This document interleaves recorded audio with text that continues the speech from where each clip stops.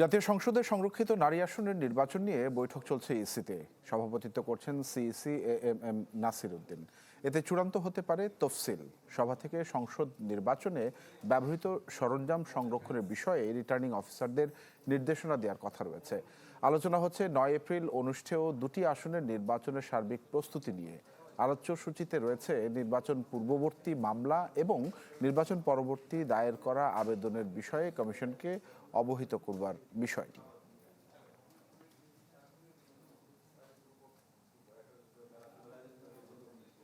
নির্বাচন কমিশন প্রাঙ্গণে রয়েছেন সহকর্মী মাহবুবুর রহমান। মাহবুব, একটু জানাবেন বিস্তারিত।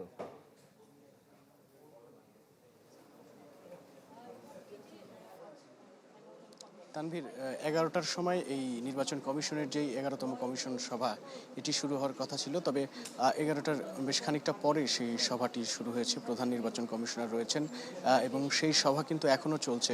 প্রায় 2 ঘন্টার কাছাকাছি পৌঁছে গেছে সময়ের দিক থেকে। সেই সভা এখনও চলছে এবং সভাটি যখন শেষ হবে ঠিক সেই সময় আমরা জানতে পারবো আসলে এই সভায় কী কী সিদ্ধান্ত হয়েছে। এর আগে কিন্তু নির্বাচন কমিশনের একটি চিঠিতে জানিয়েছিল যে সভার 6টি আলোচ্য সূচি রয়েছে এবং সেই আলোচ্য সূচির শীর্ষে রয়েছে যে এই জাতীয় সংসদের যেই মহিলা সংরক্ষিত আসন, সেই সংরক্ষিত আসনের বিষয় এবং প্রাসঙ্গিক আরও বেশ কয়েকটি বিষয়ে আর কি আজকের সভায় আলোচনা হবে এবং সেই আলোচনা থেকে সিদ্ধান্ত হবে। এবং এর আগে গেল 1 তারিখে নির্বাচন কমিশনার আব্দুর রহমান এল মাসউদ তাকে মহিলা সংরক্ষিত আসনের যেই মনোনয়ন সেটি নিয়ে প্রশ্ন করা হয়েছিল।